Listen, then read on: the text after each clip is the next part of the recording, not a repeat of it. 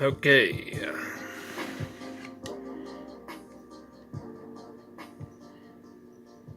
So, this is going to be a first look. Sorry about that long little intro there. I don't have a real intro. We're just going to use that. So, this is the Acebeam L30 Gen 2, which I think a lot of people don't know about yet. Seeing as it's a 4,000 lumen single cell light with the opportunity to run at over 3,500 lumens on an 18650. So, or at least that's the guesstimate for the Gen 1. Now, the Gen 2 might be a little bit stronger, but I doubt it. I think it's the same light engine, the same light engine and the same everything as kind of the Gen 1. So the only real difference is the bigger battery, which is the 21700. Okay, 5,100 milliamp hours, which is probably more like 4,800 milliamp hours, but that's because of testing 21700s being a little bit difficult to do it at the right correct amperage. So I've yet to see someone actually test one of these guys at 5 amps. Okay, usually they test much higher or much lower than that, and that's kind of a bummer because if you go higher, it can't keep up the amperage. If you go lower than that, then it can't run without having its own drain. That being all said, how well a battery runs in a flashlight is always going to be a little bit different than how well it runs in a... That's the lowest mode, guys. That's 1 lumen. Now, I'm in a little bit of a low light situation here, which I'm in all the time. Let me see if I can dust the camera off. Well, it wasn't the camera. Okay, so anyways, right out of the box, it's pretty nice. This needs to be like a 5-minute video, so just kind of a first look. Of course, the specs are right here. It does have a max claimed output of 4,000. The Gen 1, there's only one review out there in his light box. It was less than 4,000 lumens at about 3,800. But that doesn't mean that that's always what it's going to be. There's also a 5,000 Kelvin and 6,000K version. You're only going to see the 6,000K version in almost anything you try to buy it online for. Okay. And I bought mine on battery junction, so this might help us focus a little bit. So these are actually very impressive and all extremely realistic in my usage. So that's good. 4,000 lumens down to 2,000 for about 3 minutes. That 3 minutes goes faster than you think, guys. The 2,000 lumens, however, runs pretty constant. And one thing we're seeing with lots of flashlights, including this one, is a much better flat regulation where it's 2,000 lumens, 2,000 lumens, 2,000 lumens, and then out of an hour and a half, at 1.4 hours, it starts to dip down, and it just has a very, very rapid dip down to either the lowest level, the 1 lumen, or maybe the 200 lumen mode for just a little bit at a time until it just crashes. And they're doing that on purpose to make everything more fair. So the benefits to this particular flashlight are mostly in its ridiculous runtimes for its size, compared to relative other flashlights that are going to be relatively the same size. Now there are 21700 flashlights out there, but it's a real lack. I think they are the most powerful battery for their size. They are about 15% more powerful for their size, 15 to 30% more powerful than the 26650s that are available. They're about 20% to 10% better than the 18650s that are available for their size. Okay, for their size. And the worst case these days is the 2700. The 2700 is about at best 20% worse than this, and at worst about 45% worse, with some of their lower end batteries being 2,500 milliamps hours and only not a 30 amp draw, which is still high amperage, but it's not as high amperage as it could be. So but that's enough of battery talk right now. We're gonna jump into the actual flashlight. So on Acebeam's website, we got a bunch of stuff. It's really cool. We go to, I think we go to products.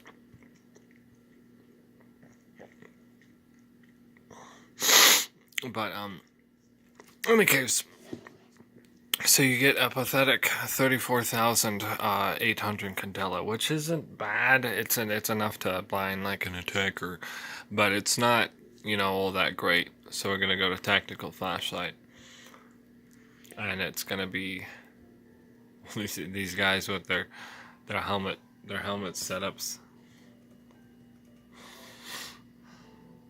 Look at this guy. This is a tactical flashlight. Anyways, and so one of them is the L30, and it doesn't look like there's a review on it. And so again, I don't think that many people are aware of the L30 Gen 2. I've talked to many people that are aware of the L31, but the Gen 2, you can find it for less than 126, but for the most part it's going to be 126. Okay, I'm going to go ahead and lower the brightness back down. But, you know, the XHP 70.2 essentially is super flashlight. Now it can also take CR123s. I don't understand their last line here. I think that's just bad English. L30 is like a sidearm that takes shotgun shells. You definitely want it in your hand, not the other guys. I don't get that. I don't understand what they're trying to say there. In any case, it's 162 millimeters by 48 millimeters. So the head's big, but it's less than 50 millimeters. Okay, just to say it's less than 2 inches. And it's a 6-inch flashlight, not a 7. It's deceiving because it's kind of fatter, but it's not 7 inches. You can see here it's not all that much taller. Well, I'm making it look taller. It's not much taller than a Pepsi can. Okay. Anyways, of course it's taller than a X80 GT, but it's not super big. Okay, so 373 meters. Now that's kind of crappy. I know it's because of how large this LED is. If you look in there, it's got this huge LED, and what that means for the lumen output and everything is great. This LED, okay, very large, is not very high in intensity. So the surface intensity is so weak that in the lowest mode, the 1 lumen, you can actually look right at it and stuff. So it's pretty crazy. Not much else I want to say in this video, but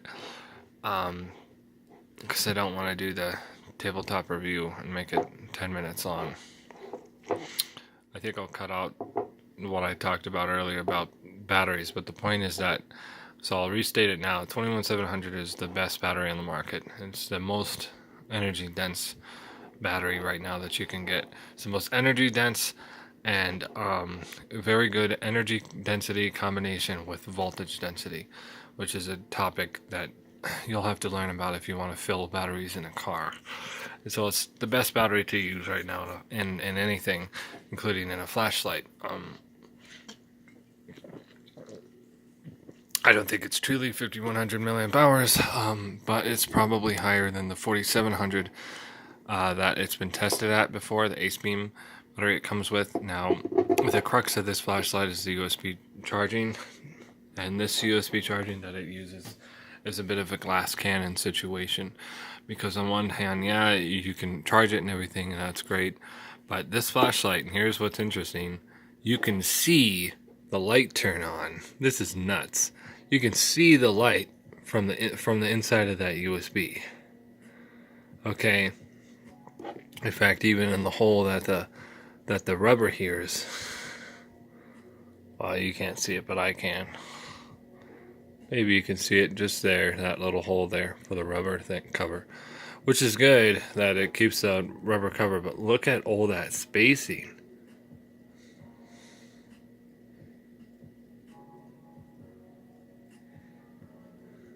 Okay, let me see if I can't get it to focus there. Look at the spacing between the USB and the sides.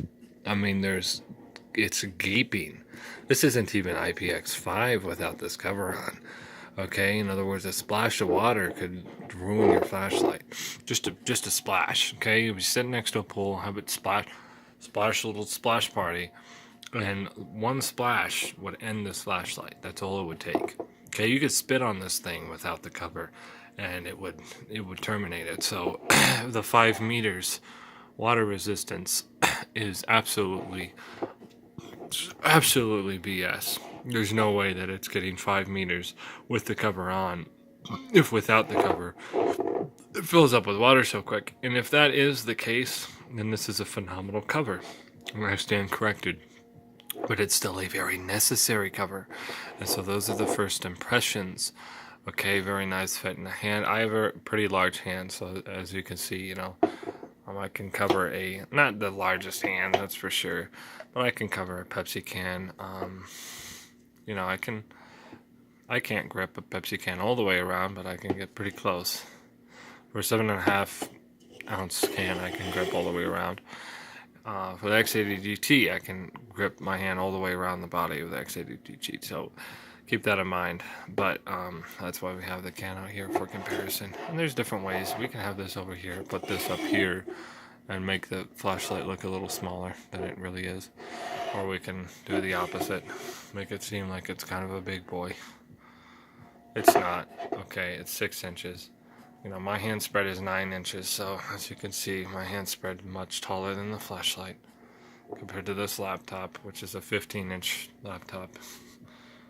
You know, it's less than half the width. So it's an awesome flashlight, 4,000 lumens max. This isn't the review. I'll do another one that's legit that goes into the details. Okay, if this one isn't detailed enough. Alright. The fit and finish on it is excellent. The only thing, the glass slipper or whatever of this flashlight is the USB cover, is how necessary that is. I've seen this on Bluetooth speakers before that are waterproof, and it's like they have completely necessary rubber flap covering the USB, and without it, it's not water resistant at all. And so that just scares me a little bit. I've run this thing in very nice heavy snow, and nothing happened to it, and I'm not too worried about it. When I carry this in my jeans 8th pocket for carpenter pants, what happens is when you pull this up, when you pull this through the pocket, this actually starts coming undone. And so that's maybe not a design flaw, because that's way too much to think about. I don't expect them to be psychic. But this flap here, which it's good that it's easy to get to it, otherwise you'd be digging your nail into it and there'd be a chance that you would crack it.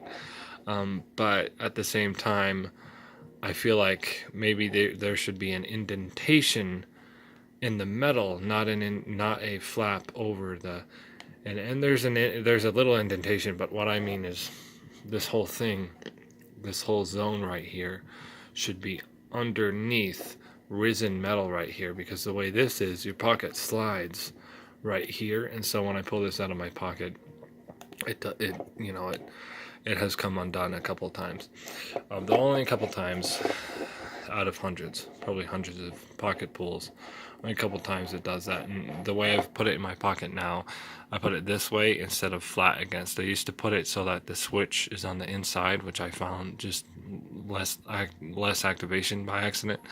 and what it does is this pulls on the outside of the pocket. So speaking of the switch, there is a nice lockout feature, so and that's pretty nice. And Acebeam has this trademark thing of where even after you remove the, this is not trademark, but you know, and this is true with the X80 GT. Let me double check if it's true with this guy, but even when you've broken the circuit of the battery, I believe the lockout still works, which is a genius way to run a flashlight. Let's see if this is true. And it's important for safety that they start including this. Let's see. Okay, golden moment. Let's see. Let's tighten that all the way down there. It doesn't work. So removing the battery clears the mode memory probably too, and resets it to 200. And it definitely, obviously, doesn't stay locked out. The X80 GT is genius because it actually stays locked out. To my knowledge, it stays locked out, so you can actually do the software lockout and a hardware lockout at the same time. Okay, then screw it back in, and it's still on. Anyways, I have to go. Thanks for watching. I'll do a full tabletop review of the X80 GT next, and then I'm going to do a tabletop review of this one afterwards. Just letting you know, the runtime of 1000 lumens on this intermittent runtime is about 3 to 3.25 hours, so keep that in mind. That's pretty impressive.